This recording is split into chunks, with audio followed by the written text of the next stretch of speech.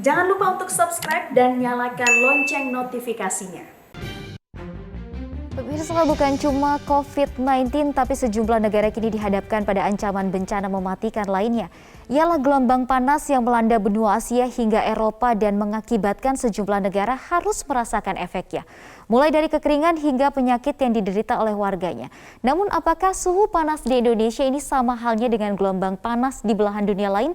Kita akan ulas lengkapnya dalam fact check kita kali ini. Nah, sebelum kita membahas jauh tentang ancaman suhu panas hingga gelombang panas atau heat wave, saya ajak Anda terlebih dahulu untuk mengenal apa maksud dari heat wave.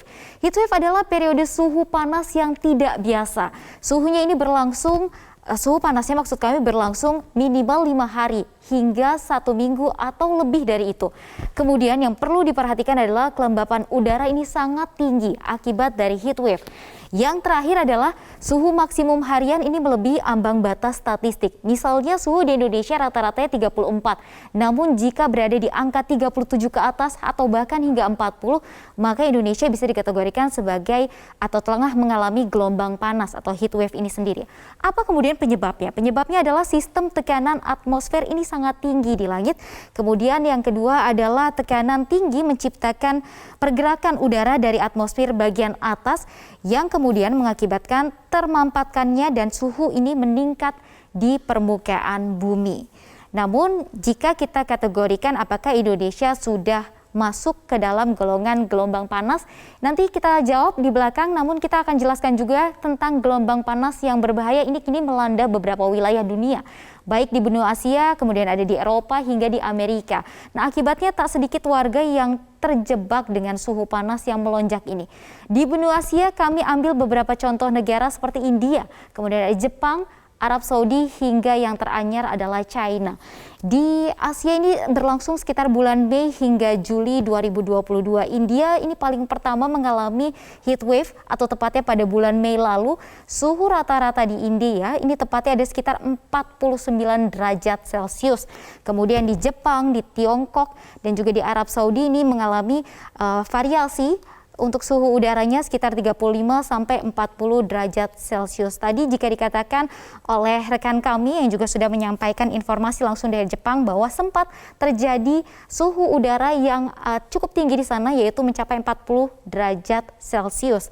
Lalu bagaimana dengan di Eropa? Ternyata di bulan Juli 2022 Eropa juga mengalami gelombang panas atau heat wave di Spanyol, Portugal dan juga Prancis yang kemudian melaporkan suhu rata-ratanya sekitar 35 sampai 47 derajat Celcius.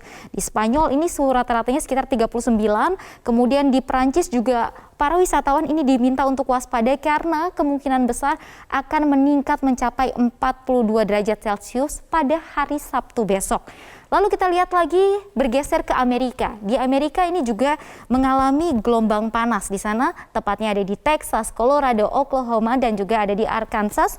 Ini suhu rata-rata hariannya adalah sebesar 42,2 derajat Celcius. Padahal jika musim panas di Amerika Serikat rata-rata normalnya adalah sekitar 35 derajat Celcius saja. Jadi angka ini sudah melebihi dari rata-rata musim panas di benua Amerika, tepatnya di Amerika Serikat. Nah, sama halnya dengan bencana alam maupun non-alam seperti COVID-19, gelombang panas juga bisa merenggut nyawa manusia. Sejumlah negara bahkan melaporkan kasus kematian akibat dari gelombang panas ini. Kita lihat datanya di sini kami sudah kumpulkan dari sejumlah negara yang melaporkan adanya gelombang panas, juga mencatatkan adanya korban jiwa dan juga korban harus menerima perawatan. Data yang kami kumpulkan di sini bisa dilihat, kami tampilkan terlebih dahulu. Ada beberapa negara yang melaporkan, diantaranya India, sekitar 36 orang dikabarkan meninggal dunia akibat dari suhu panas sebesar 49 derajat Celcius. Kemudian di Jepang ada 17 orang meninggal dunia dan juga yang dirawat bahkan sepanjang bulan Juni hingga bulan ini maksud kami terakhir saat ini ada sekitar 15.000. Data ini kami himpun dari sejumlah sumber. Kemudian di China sendiri datanya ada sekitar 1 orang meninggal dunia dan yang dirawat saat ini sekitar 24 orang. Karena suhu udara di China saat ini sudah masuk musim panas adalah berkisar antara 37 derajat Celcius. Lalu bagaimana dengan suhu panas di Indonesia? Apakah masuk dalam kategori gelombang panas? Nah, untuk menjawabnya kita lihat dulu parameter iklim di bulan Juli 2022. Ini parameter iklim Indonesia di bulan Juli 2022. Di sini kita lihat suhu minimum terendah ternyata ada di Jaya Wijaya, tepatnya di Papua, yaitu sebesar 12,4 derajat Celcius. Kemudian untuk suhu maksimum tertinggi adalah 30 derajat Celcius. Ini ada di Medan, Sumatera Utara. Kemudian curah hujan harian tertingginya, ini data 9 Juli 2022, yaitu sebesar 392 mm per harinya. Ini ada di Maluku Tengah tepatnya. Lalu kita lihat kelembapan terendahnya ada di sekitar 38% di Semarang, Jawa Tengah, data yang kami himpun. Lalu kecepatan angin harian tertinggi ini di tanggal 4 Juli 2022 dicatatkan 74,1 km per jam, itu tepatnya di Bengkulu. Data ini dihimpun oleh BMKG. Nah, sementara itu berdasarkan hasil pantauan suhu udara Indonesia, beberapa dekade terakhir ternyata Pulau Sumatera bagian timur, Jawa bagian utara, Kalimantan, Sulawesi bagian utara mengalami kenaikan 0,3 derajat Celcius per dekadenya. Ini perlu menjadi perhatian tentunya. Nah, pada dasarnya hampir setengah dari wilayah Indonesia memang telah masuk musim kemarau, tepatnya 45,9%. Di mana saja wilayah-wilayah yang sudah masuk musim kemarau? Ternyata sebagian besar dari Pulau Sumatera ini sudah masuk musim kemarau. Dari mulai Aceh hingga ke Lampung, ini beberapa wilayahnya sudah masuk musim kemarau. Kita beralih kemudian ke Pulau Jawa, ini juga hampir merata sudah masuk musim kemarau. Di Sulawesi juga sebagian besar sudah masuk musim kemarau. Untuk sebagian Kalimantan ini masih belum merata ke musim kemarau di sana. Lalu kita bergeser lagi ke daerah Nusa Tenggara hingga Papua, ini ternyata sudah masuk dari periode musim kemarau. Suhu rata-ratanya bagaimana? Ada sekitar 33,8 derajat Celcius, kemudian untuk suhu normalnya sekitar 34,32 derajat Celcius, dan yang tertinggi tercatat 37 derajat Celcius, ini ada di Sumatera Utara, tepatnya di Kota Medan. Nah, seperti yang sudah saya ungkap sebelumnya di awal, ancaman suhu panas juga tidak bisa disepelekan karena ada sejumlah penyakit yang bisa menyerang manusia akibat dari suhu panas. Begitu juga dampak yang ditimbulkan terhadap alam.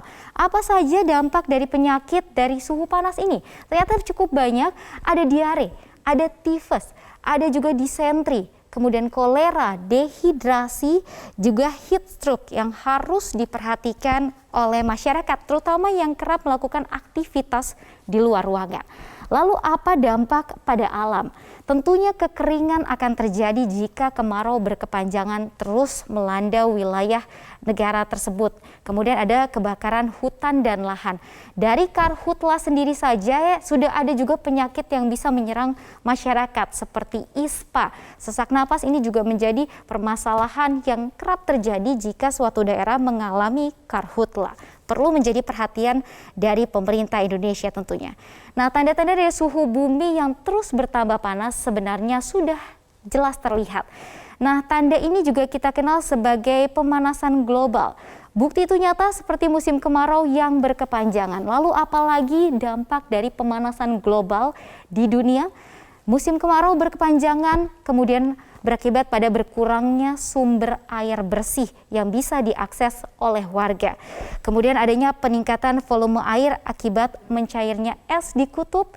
Yang keempat, bisa kita lihat juga curah hujan lebih tinggi atau anomali cuaca akan terjadi. Cuaca ekstrim mulai dari panas yang begitu terik, tiba-tiba hujan yang sangat lebat, perlu menjadi perhatian. Kemudian yang terakhir adalah terjadinya bencana alam angin puting beliung. Ini juga bisa menjadi salah satu faktor penyebab dari dampak pemanasan global. Nah, suhu panas di bumi saat ini tidak terlepas dari ulah manusia yang mulai tidak menjaga dan juga merawat bumi kita. Tapi kita bisa bilang bahwa ini belum terlambat untuk mengubah perilaku kita agar kelak bumi ini masih bisa kembali bersahabat dengan kita. Nah, untuk sementara saya kembalikan ke Reno.